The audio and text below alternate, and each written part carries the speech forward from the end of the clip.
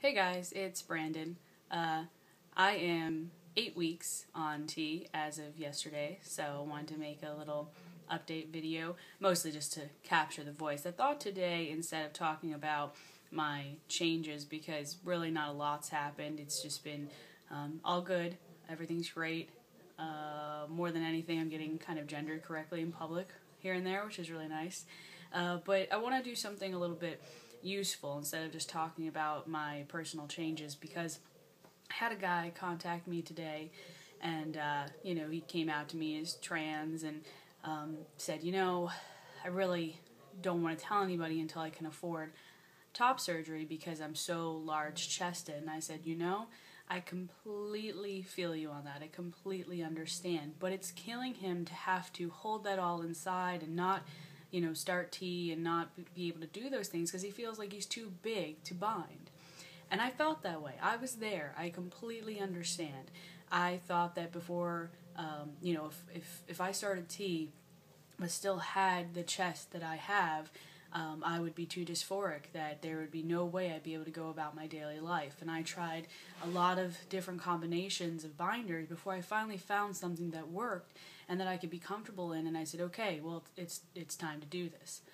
So, you go around YouTube and you see, okay, binding for larger chested guys, and what I see over and over and over again is the Underworks 997 being promoted, and I think that is a great product, and it does work for a lot of people, but there's some guys that it doesn't work for, and I was one of them. When I wore the 997, I could not only breathe, but I couldn't function. I couldn't wear it more than a couple hours. I don't think it looked quite right, no matter how I was positioned. And it was just sort of disheartening, and I felt like, okay, well, this is the one everyone says is going to work, so what do I do? So I tried some other options, and I wanted to share what I personally do on a day-to-day basis for, there might be some large-chested guys out there that the 997 is just not going to work for them, and they need to try something else, and, they think they don't have any other options.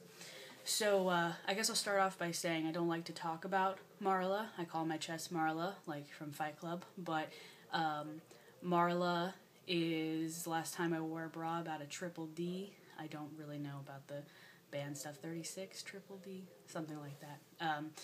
Yeah, so if you are in that situation where you have something that big or something bigger that you have to deal with, this is my personal suggestion if you can't use the 997. I mean, definitely try that one first. And that one, the 997 looks like this. Super long. Looks like a big tank top sort of thing. And when you put it on, it goes down past here. And that's great because it shapes out your hips. And, it kind of, if it goes down past your butt, it's going to flatten everything else in the process, which is really, really great. It's very useful for that. And I love the compression that it gave all through there.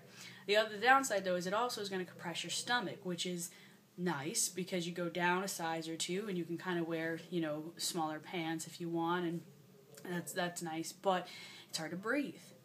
So when you're talking about hip compression, stomach compression, chest compression, all of that, when you try to do that a whole work day and then, sitting around with friends or whatever, going out to bars, you're dying after a while. So it's rough.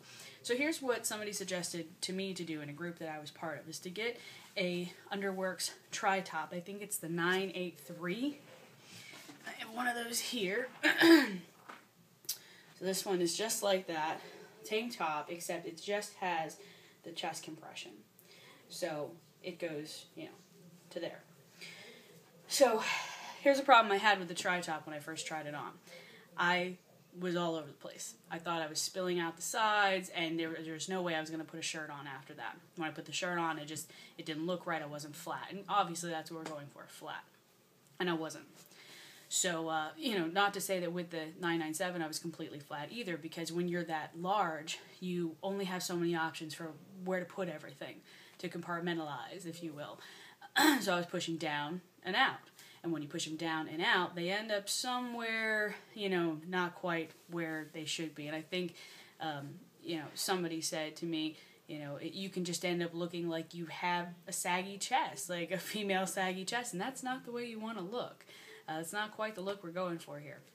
So with the tri-top, to kind of, minimize that spillage on the side that I was worried about, because you lift your arms, you don't want people to see anything here. I'm sure, see, I'm wearing one right now, and you can't see anything on the sides here, so that's pretty nice. So what I have under here is an Under Armour shirt that I've kind of hastily cut around the sides and on the arms so it doesn't stick out, and a little bit on the back because you don't want it to stick out the back of your shirts. And you see I'm, probably a little less flat when you just see this. But the idea is that you put on the tri-top, put it over your head, and then you're going to arrange, push to the sides. Definitely push like a little bit down, but mostly to the sides until it feels comfortable. And when you push to the sides, you're going to kind of end up with maybe a little bit right here, but that's why you wear this guy. So that kind of smooths everything out right there. And then when you put the shirt back on, you really can't see any of that, which is great. That's, I choose looser shirts unless they have a pattern on them. Like this guy is probably a medium, I guess, but it's got some room in the front, which is kind of what you need to create that form. But if you do wear tighter shirts, then try to find a pattern, try to find, words, something like a tight pattern that will distract. That's my best advice for that. And, sometimes you'll get a problem with this part here.